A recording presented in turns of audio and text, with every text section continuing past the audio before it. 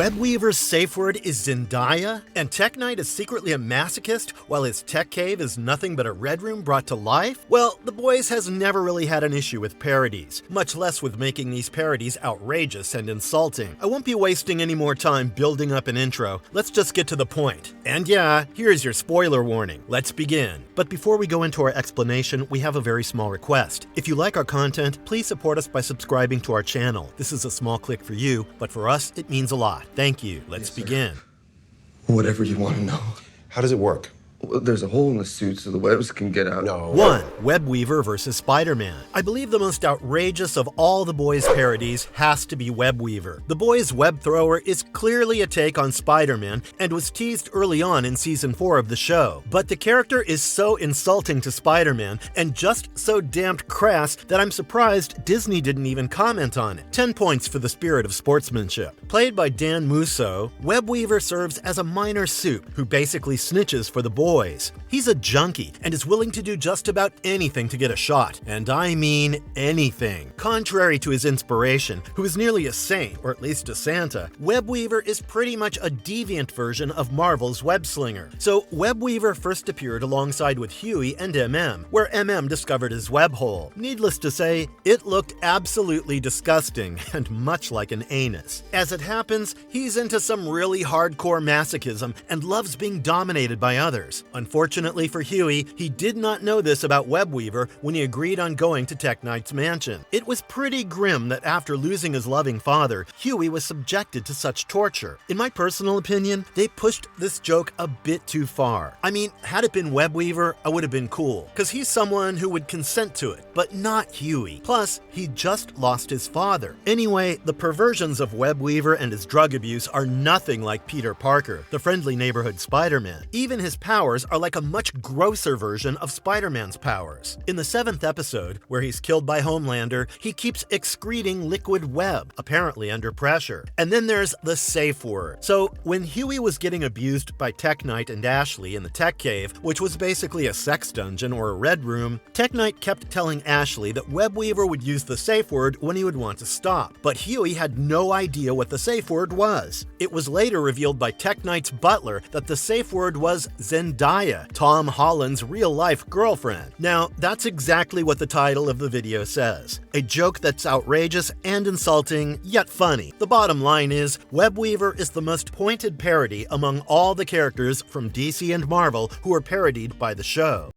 2. Tek Knight versus Batman and Iron Man. Now, this guy is once again one of the most controversial parodies in the entire show, and much like Webweaver, he's not an original creation of the show. You can say that Tek Knight is 20% Iron Man, while the rest of him is all Batman, who also lends Tek Knight a part of his name, as in Knight from Dark Knight. Much like Batman, Tek Knight also has a butler. He has a secret cave. He drives a slick car like the Batmobile, lives in a grand mansion, is super rich, and of course, Tek Knight is almost as good a detective as Batman. Although the comic version doesn't have any powers, the show version of Tek Knight has a few abilities like superhuman senses, but he's essentially as strong as a regular human, with none of the superhuman physical strengths. So where do the differences come in? Well, the Supe, unlike the superhero, is a bloody pervert. When he's not doing his detective work or hosting his show, he goes around humping tree knots and bagels in his free time. If it has a hole, Tek Knight will seed it, no questions asked. I've already described the things he did with Huey, who he thought was Webweaver, which is also strange because here, Batman was basically abusing Superman. Or, if you think about it, the Iron Man parody was abusing the Superman parody, and we all know the relationship that Tony Stark shares with Peter Parker in the MCU. But that's not all. Tek Knight also had Ladio chained up, his previous sidekick, which is again a reference to Batman and his sidekicks. Additionally, Tek Knight is pretty much a murderous man who would carve holes into his victims so that he would then get inside the holes. His butler helps him in every manner possible, from welcoming his guests to cleaning their sperm. The fact that Tek Knight was killed by his own butler is a very intelligent takedown on the relationship that Alfred and Bruce share. I mean, Alfred would give his life for Bruce before letting something happen to him. So yeah, these things make Tek Knight another singularly disgusting parody of a superhero who is known for selflessness and restraint on violence. 3. Homelander versus Captain America and Superman. Well, what can I say about Home Milker? He's just that, a man-child who loves his mother's milk and has a lot of powers. Yes, by mother's milk, I mean the real stuff, and not Marvin milk. So yeah, Homelander has nearly the same power set as Superman. Both can shoot lasers from their eyes. They can fly, have superhuman strength, speed, stamina, and durability. Both have X-ray vision, and both of them are pretty much the symbols of America. In fact, Homelander wears pretty much the same colors as Captain America and pretends to be a righteous leader when the cameras are pointed at him. He pushes the boundaries of patriotism and leaves Cap far behind when it comes to his love for America. But the thing is, he really doesn't love America as much as he wants to become its authoritarian ruler. Having said that, Homelander is not as much an evil Superman or Cap as much as he is that version of a righteous superhero who shows his true colors behind closed doors. The son of Krypton is the epitome of all things good, and that's how the real-life fans see him. I mean, do you remember the outrage when Superman killed General Zod in Man of Steel? Well, people just could not digest the fact that Superman could actually kill. But our guy Homelander rapes, murders, tortures, and plans high treason when he's left alone or with his close confidants and sycophants. While Cap and Man of Steel know how to practice restraint while delivering justice, Homelander's sense of justice is absolutely twisted. We've had many evil versions of Superman, but not even one of them comes close to what Homelander is. The fact that he has this massive Oedipus complex and loves a pseudo-sexual relationship with a mother figure makes his comparison with Superman all the worse, given the relationship that Clark and Martha Kent share. 4. The Legend versus Stan Lee. In the comics, Old Legend used to be a comic book mogul who worked for Victory Comics, a subsidiary of Vought International. He would create comic books that would basically celebrate the Vought soups, but he also served Vought in other capacities, such as managing the PR, etc. Due to the nature of his job, he got an extensive range of information about every soup as well as the inner workings of the company. Close to the end, he starts sharing information with the boys, but he was quite unwilling to do so. As far as the show is concerned, he is named the Legend and was played by Paul Reiser, who I first saw in James Cameron's Aliens. And of course, he's also playing the slightly evil Brainiac in Netflix's Stranger Things. As far as the show is concerned, the Legend once worked for Vought and served as the senior vice president of Hero Management, but was betrayed by Stillwell and Edgar, despite the fact that he helped many of the soups maintain a good image, and he even covered up the messes they created. But none of it was ever appreciated. After the backstabbing, he joined hands with the boys and became an informant for the team. But thanks to Electroshock, another soup, the Legend lost his left leg, and he blamed Billy for it. After this incident, things were never going to be the same for the Legend and the boys. As you can see, he's basically someone who shaped the world of soups and made them lovable figures in the eyes of the masses. The Legend is definitely a parody of Stan Lee, so much so that in the comics, the Legend even has a dream about a business partner who he cheated out of credit. Smells a lot like Jack Kirby, who could never see Stan Lee eye to eye because Kirby claimed that Lee stole his ideas. In fact, many people who worked with Lee didn't have a very solid opinion about the comic book mogul. Having said that, the comics version of the Legend was way too disrespectful to a man of Stan Lee's stature, so they toned him down in the show.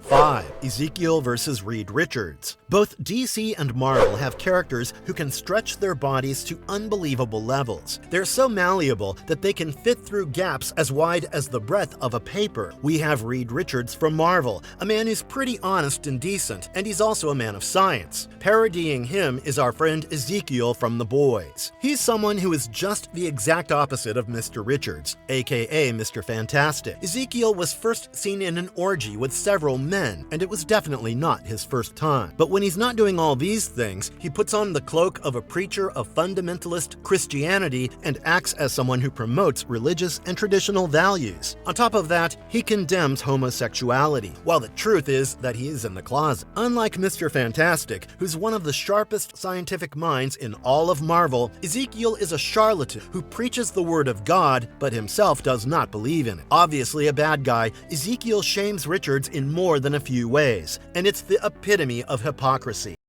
6. Doppelganger versus Mystique, Morph, etc. Basically a shapeshifter, Doppelganger was hired by Madeline Stillwell to please a senator on whom Madeline wanted some leverage. He later transformed into Madeline herself to please Homelander. But the really creepy part came in when the Doppelganger transformed into Homelander himself and went down on Homeland. Now, although he is a parody of Mystique and she's done her fair share of dirty business, it's always been for a cause greater than herself. She never let her abilities be used by someone for such disgusting reason. If we talk about some of the other shapeshifters, such as Morph or DC's Martian Manhunter, they never do anything so questionable. I mean, Morph is essentially an X-Men and Martian Manhunter is a part of the Justice League, so it would be foolish to expect something of this sort from them. However, the Doppelganger holds no qualms about being used to satisfy someone's sexual urges. In fact, it was one of his escapades that got him killed. 7. Soldier Boy vs. Captain America. Jensen Ackles' Soldier Boy takes a dark twist on the classic Captain America story. Initially a Second World War hero, Soldier Boy became a celebrity under Vought's spotlight, only to find himself back in combat during the 1980s in Nicaragua. There, he was captured by Russians and locked away in a Kremlin lab for nearly 4 decades. Season 3, Episode 4 of The Boys sees him freed by Billy Butcher and his team. Once out, Soldier Boy is utterly disoriented by the modern world. Everything from new technology to societal changes throws him for a loop, much like Chris Evans' Captain America experienced after waking up in the 21st century. But while Captain America's story in the MCU is a heroic resurgence, Soldier Boy's path takes much darker turns, including a vengeful reunion where he kills his former love, Crimson Countess, for betraying him years ago. Needless to say, Soldier Boy and Captain America share a lot of similarities, from their long slumber and militaristic background to their shields and a penchant for being the true American archetypal hero. However, it's not like Steve Rogers would any day want to sit down with Soldier Boy and share a beer or two. Both these heroes are quite different from each other. In fact, it's absolutely wrong to call this soup a hero, for he's nothing more but a hedonistic, violent perv who thinks he's totally above the law. In the comics, Soldier Boy has a very crass backstory. He was secretly a coward who would often suck up to Homelander, so much so that he served Homelander sexually. Now, that's not very soldier-like, is it? I mean, performing such tasks for your superior? 8. Blindspot vs. Daredevil. Blindspot was a blind soup with super senses and exceptional martial arts skills. He was brought in to serve as a member of the Seven, but things didn't turn out well for him. Now, he's one of the most on-point parodies, in this case, Marvel's Daredevil, another blind superhero who relies on his other senses to fight crime and criminals. Anyway, when Blindspot comes in, all Homelander sees is his disability. He attacks Blindspot's ears, which proves fatal for him. Now, that's a big insult for anyone with a disability, and a crude take on Daredevil powers. However, some fans believe that Homelander was not as wrong in doing what he did. Their reasoning is that Homelander couldn't afford someone like Blindspot to be around, whose kryptonite, as well as sunlight, was his hearing. Without his hearing ability, he could be a burden to the team during a mission. If Homelander could think about attacking Blindspot's most important sense organ, even the enemy could. But did Homelander really need to eliminate Blindspot? A simple no would have sufficed.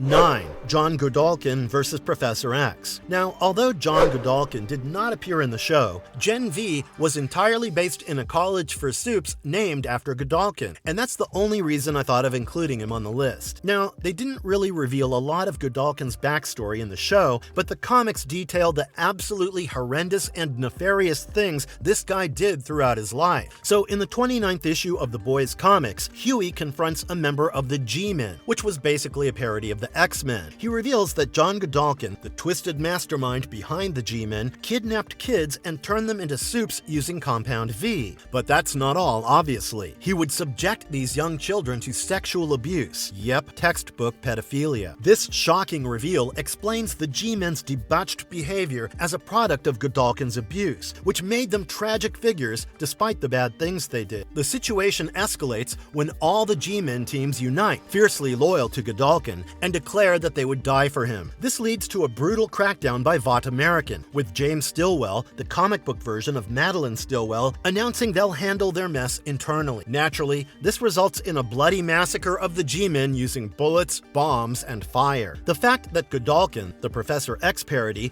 abused his G-Men is one of the darkest things that happened in the comics. Much like the portrayal of the Legend, John Godolkin's backstory was equally a bit too dark to be depicted in a live-action show, so it was axed. However, the fact remains that Godolkin's perversion is a direct attack on Professor X, who had always been a caring and loving guardian, except for the times when he thought a mission had a greater weight than the X-Men themselves. Yet, Charles Xavier would never dare to do the things that Godolkin did.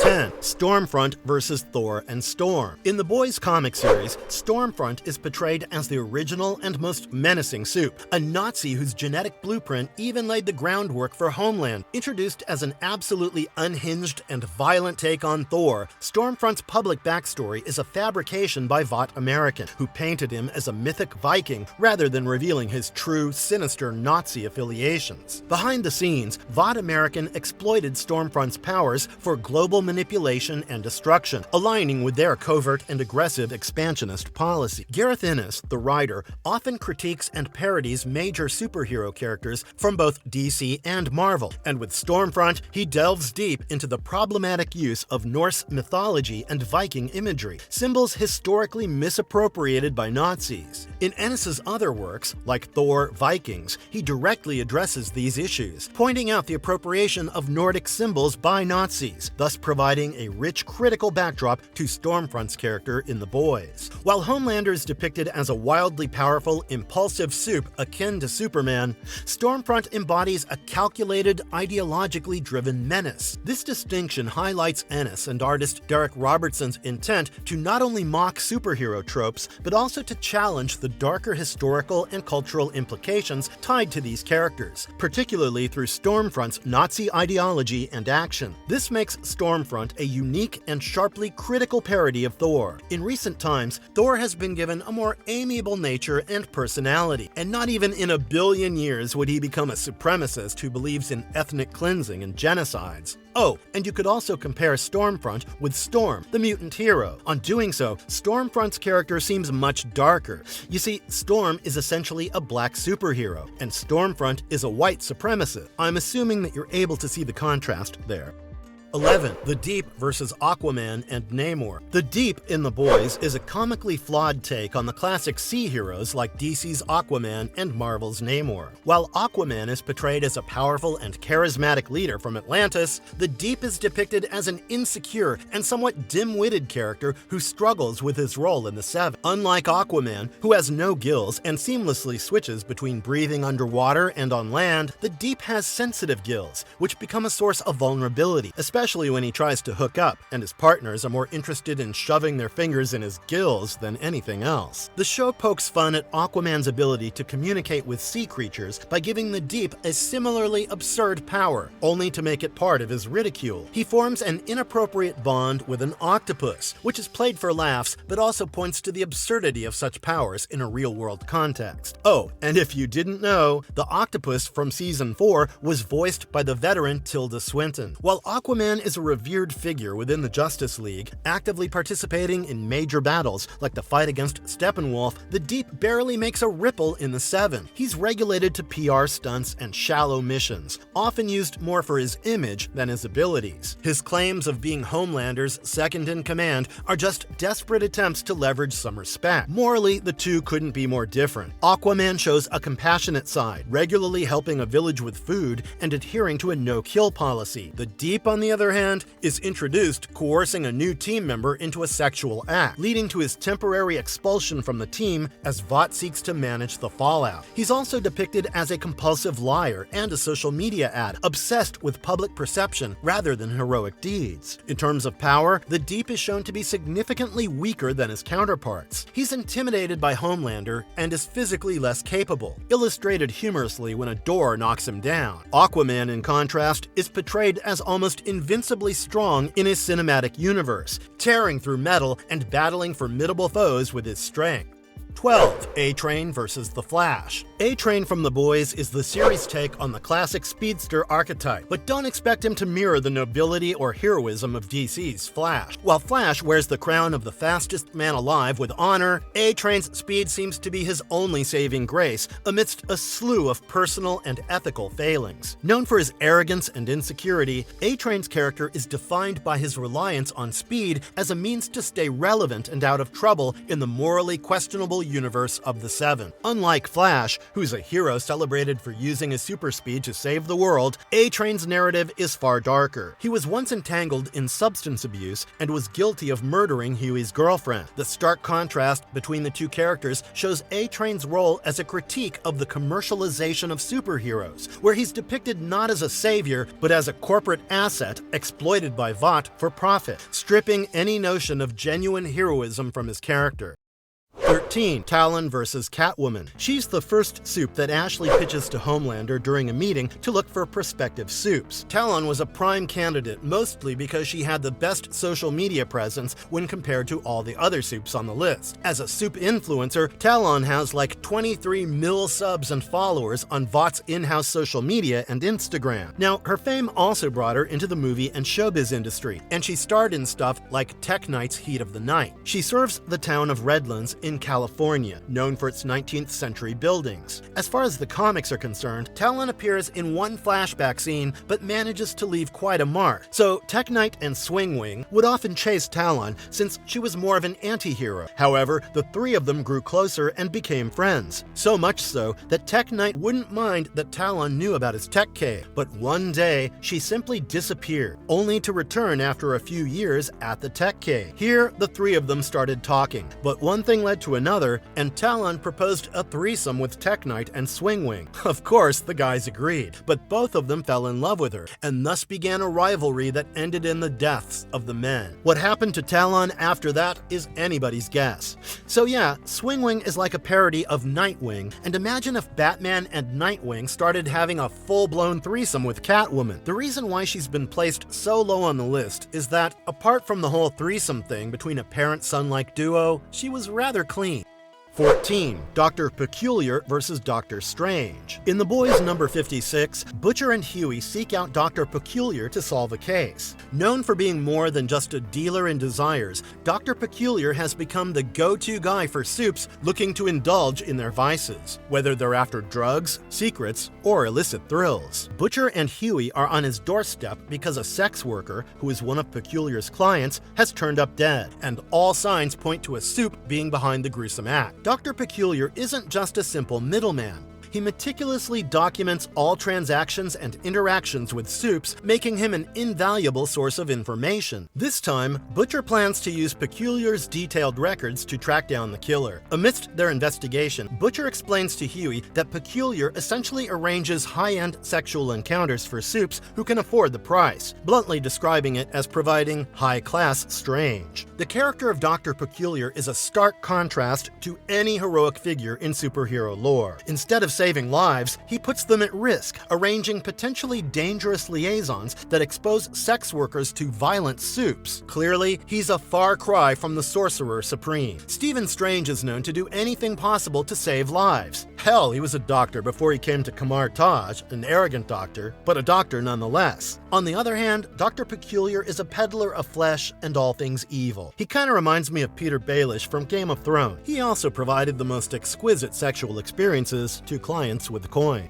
15. Groundhog vs. Wolverine. In The Boys, the character Groundhog serves as a humorous yet sharp parody of Wolverine from Marvel Comics. Groundhog mirrors Wolverine's iconic rage, but instead of claws, he has hammers for hands and is perpetually angry, often muttering "gonna" without completing his threats. This simplification boils Wolverine down to just being an angry little guy. Interestingly, a future version of Wolverine depicted in X-Force number 40 echoes this parody unexpectedly. In a potential future scenario created by Beast, Wolverine has been reduced to a severed head in a robotic body, capable of only saying "snit" The sound is Clausmate. This version of Wolverine, like Groundhog, is just a ball of rage, stripped of his depth and complexity, and functions merely as a literal killing machine. This dark future presents Wolverine not as the complex hero he usually is, but as a one-dimensional character who's focused solely on violence. It's a grim take that aligns unexpectedly well with Groundhog's portrayal in The Boys, which kind of shows how a parody can sometimes predict or mirror serious developments in the very subjects they mock. So yeah, these were the 15 most insulting parodies from the Boys universe. If you have someone else in mind, I'd love to hear about them. And if you liked our content, don't forget to leave a like and subscribe to us if you haven't already. Have a good one and be safe. Thanks, everyone.